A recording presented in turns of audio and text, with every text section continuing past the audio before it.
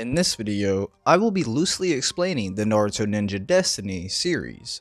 This video will be shorter and covered more quickly. The reason behind that is a lot of the story told in this game is a retelling of what happened in the Ultimate Ninja series as well as the Ninja Council series. So instead of making a 17-minute video talking about things I've already spoke on, almost word for word, I will just briefly touch on some things and try to mention things that are new or that are important to the story. With that said, let's dive right in. Naruto Ninja Destiny. The game starts at the Chunin exam with the Naruto vs Neji fight. Afterwards, it plays out the Temari vs Shikamaru fight, as well as the Sasuke vs Gaara fight. After that, the player chases down Gaara as Naruto and the two begin to fight. It then switches to the Kakashi vs Itachi encounter. Essentially, the story takes you through the Naruto vs Neji fight in the Chunin exams up to the dispute between the three Sannin. A lot of it being similar to the Ninja Council series, but a little more expansive. With that said, the only new thing is the showing of the face-off between the Sannin, which is why I'm not diving more into the rest of the story.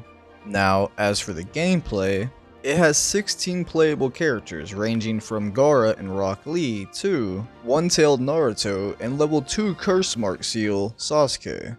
The player can battle against a computer, battle against your friends in wireless online mode, enjoy a single player story mode, or a single player mode where you fight several computer controlled opponents. The game is in 3D now, allowing for a more unique style of combat. A lot of the jutsus are similar, if not ripped directly from the game Naruto Clash of Ninja.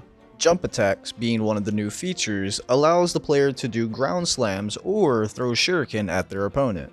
This game is definitely a step in the right direction for the developers after moving on from the Ninja Council series.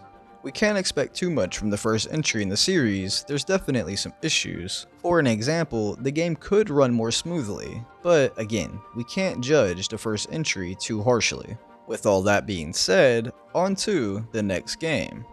Naruto Shippuden Ninja Destiny 2. The story follows the Kazekage rescue mission and the Tenchi Bridge reconnaissance mission, but with the developer's own twist on the story. The writing is a lot better, but a lot of the dialogue is still not too important to the story. Just like the first game, even the ones that are important just loosely cover the main pieces of dialogue from the anime.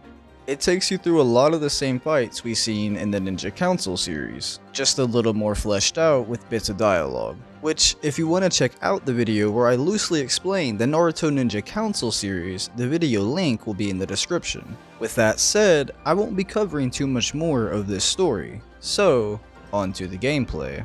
New to the game are explorable maze-like levels that appear in story mode, as well as a dungeon crawler mode with RPG-style random encounters. There is also a unlimited battle mode, where the player fights endlessly against a randomly generated CPU opponent until the player dies or decides to quit. Speaking of the CPU, it's gotten a lot better, with the CPU actually being able to pull combos off on you. The controls feel a lot better and are a lot more responsive, and the game definitely runs more smoothly.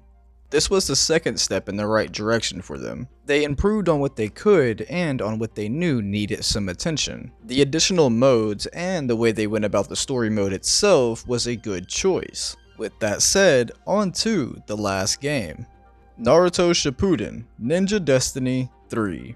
There's not much I can find out about this game, especially with it being a Japan exclusive, but I'll go over the small bit that I could find. At a certain point in the story, the player can fight against Maratabi with Hidan or Kakazu. The player can also go against Isobu at the end with Sasuke Uchiha.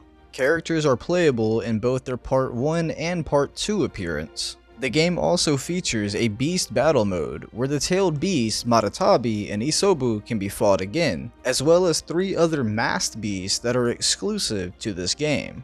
And that's really all I could find out. The gameplay definitely seems a lot better from what I can tell. It seems a lot more fast paced and a lot more responsive than both the last entries. And there's also a lot more characters to play as, which is always nice. It just sucks that this never got an official English port.